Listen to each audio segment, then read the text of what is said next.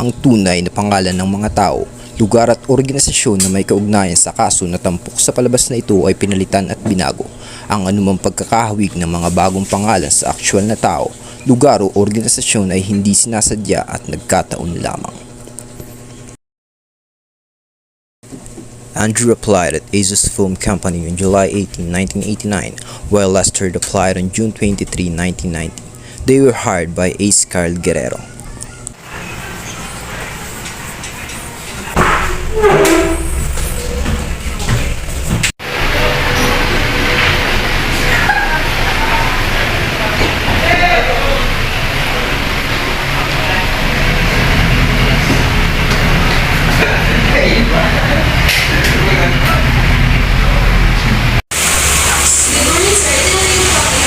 Okay, thank you.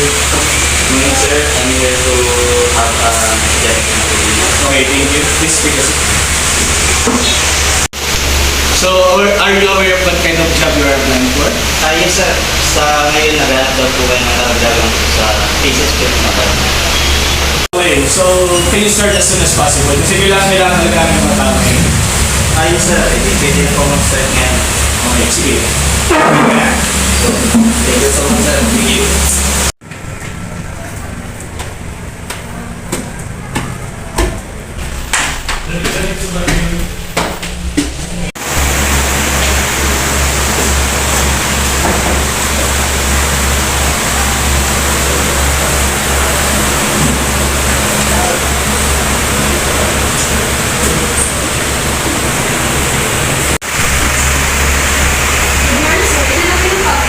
Okay, thank you. Good morning, sir. I'm here for a job interview. Okay, please sit. Thank you, sir. May I have your resume? Yes, sir. Okay, ikaw pala si Lester. Yes, sir. So, hindi na ako papaligo-ligo pa. We are looking for people na binigay ka sa ating crew. Binigay ka do it? Yes, sir. Huwag po kayo mag-alala dahil po ako masipag at maaasahan. Okay, sige. You can start as soon as possible. Yes, sir. Yes, sir. Dahil, hanggang ka na. Yes, sir. Lester and Andrew sought the assistance of their supervisor, Mrs. Joy A. Laksamana, to facilitate the request that private respondents adjust their salary in accordance with the minimum wage law. Good morning, ma'am. Good morning, maupo kayo. So, ano may paglilipod ko sa inyo? Ma'am, naipusan na namin humingi ng tulong na may taas ang aming sahod alinsunod sa minimum wage. Sige, lalapit ko ang request nyo kay Sir Carl. Salamat po, ma'am. Babalik na po kami sa aming trabaho. Mrs. Joy A. Laksamana informed petitioners that Mr. John Carl Guerrero would agree to increase their salary only if they sign a blank employment contract. As petitioners refused to sign, private respondents forced Lester to go on leave, then refused to take him back when he reported for work.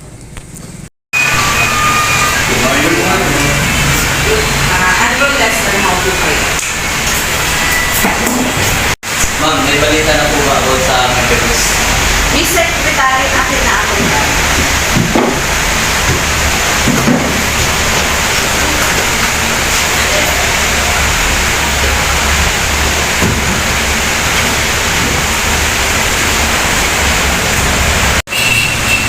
Ma'am, para saan po ito? Ganito kasi na nangyari.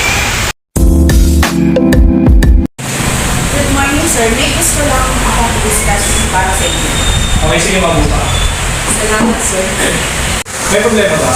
Actually, sir, andito po ako upang talakayin ang request niya, Andrew at Lester. Mga Lester at Andrew.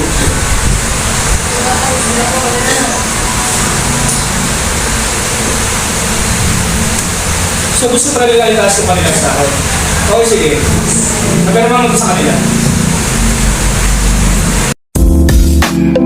Pasensya na kayo, ma'am. Hindi po ako magkaroon sa black implement. Yan. Okay, sige. Mag-take mo na kayo ng Aalis na po kami.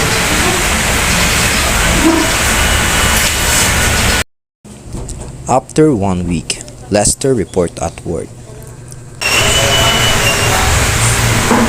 Good morning po ma'am. Babalik na po sana ako sa aking trabaho.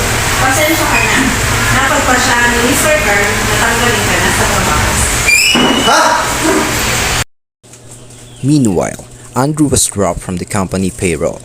Private respondents terminated his services, found the labor arbiter that complainants were illegally dismissed. Magandang umaga po, ma'am. Ako nga po pala si Andrew. Isa po akong po sa AC Scale Company. Anong kayo pagbiling mo po kayo? Nais ko po sana magreklamo for illegal dismissal.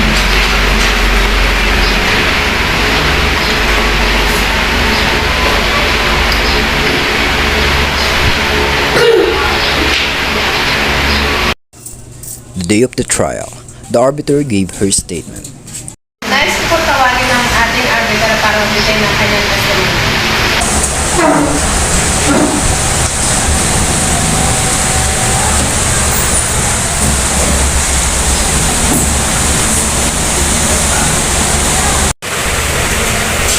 Base sa aking pag-aaral sa kasong ito, sina Andrew at Lester ay regular employees sa HS Film Company. At sila ay nag-request na itaas ang kanilang sahod alinsunod sa minimum wage policy. Inilipat ni na Lester at Andrew kay Mrs. Joy ang request na ito at kinausap ni Mrs. Joy si Mr. Carl at sinabi ni Mr. Carl na kung hindi pipirma sa blank employment contract ay tatanggalin sila sa trabaho. Kaya naman si Mr. Carl ay gumawa ng illegal dismissal. The NLRC, in reversing the labor arbiter, then concluded that these circumstances taken together indicated that complainants were project employees. Petitioners filed an instant petition claiming that the NLRC committed grave abuse of discretion amounting to lack or excess of jurisdiction. Ay naman po ating tawagin ng NLRC officer para magbigay ng kanyang testimony. Ipagpauman niyo po ninyo. Pero sa tingin ko ay walang nangyaring illegal dismissal dito dahil una sa lahat, hindi naman regular employees ang mga nagreklamo.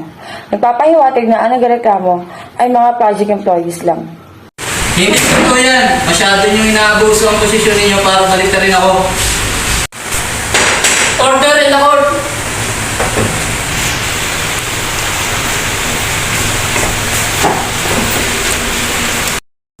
To support their claim that they were regular and not project employees of private respondents, petitioners cited their performance of activities that were necessary or desirable in the usual trade or business of private respondents and added that their work was continuous. After one project was completed, they were assigned to another project. Ngayon naman po ating tawagin si Andrew para magbigay ng kanyang testimony.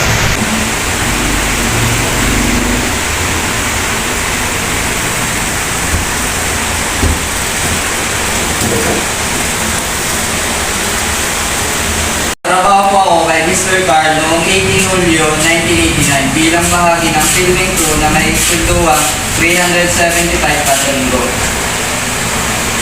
Makalipas ang halos 4 na buwan, ako ay tinalagang assistant electrician na may lingguang sweldo na 400 pesos na itinaas sa 450 noong Mayo 1990. Noong Hunyo 1991, siya ay na-promote sa ranggong electrician na may lingguan sweldo na 475 na tumaas sa 539 noong September 1991.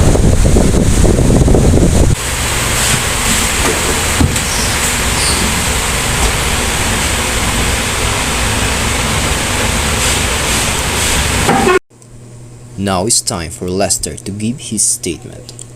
Ngayon naman po tawagin natin si Lester para magbigay ng kanyang testimony.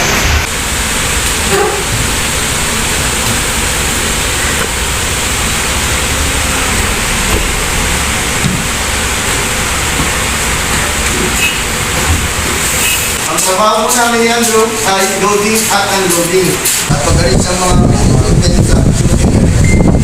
At ulit po ang nag-aapot ang equipment sa workout.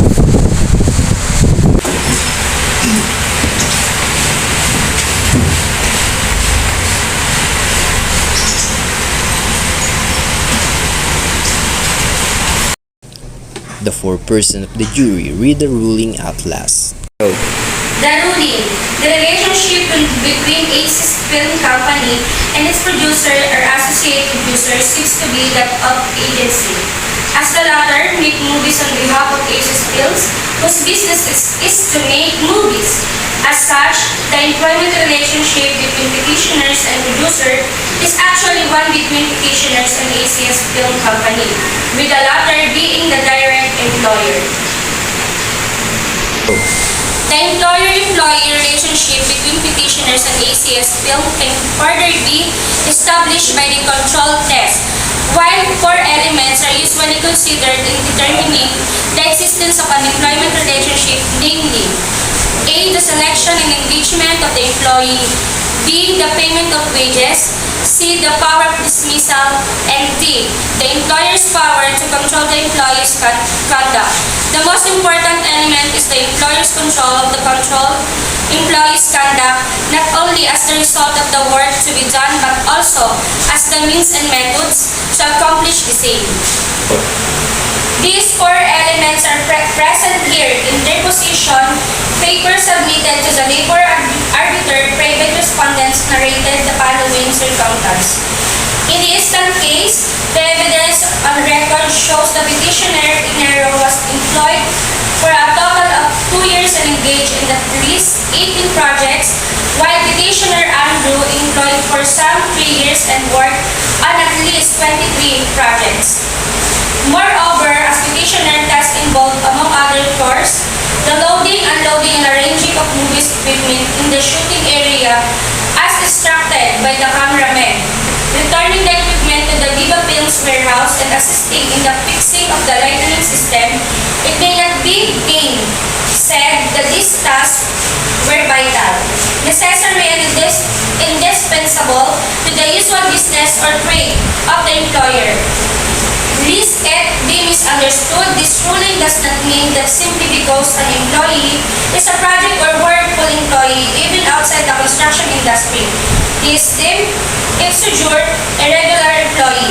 All that we hold today is the once a project or workful employee has been, one continuously or opposed to intermittently rehired by the same employer for the same task or nature of task, and two, these tasks are vital, necessary, and indispensable to usual business or trade of the employer. Then, the employee must be deemed a regular employee. First one, to Article 280 of the Labor Code and Jurisprudence. In closing then, as petitioner had already gained the status of regular employees, their dismissal was unwarranted, the instant petition is granted. That's order. Their dismissal was unwarranted. The instant petition is granted.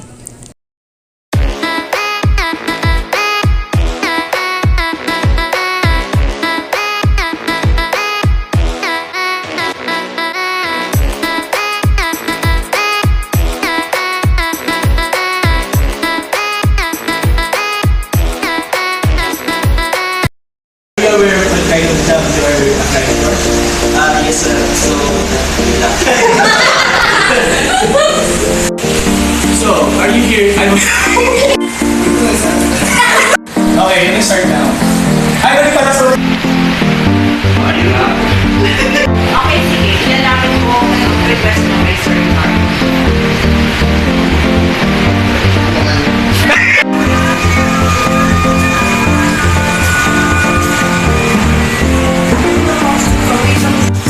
Good morning, sir. May gusto lang sana ako discuss sa'yo. Okay, sige ako po. Salamat.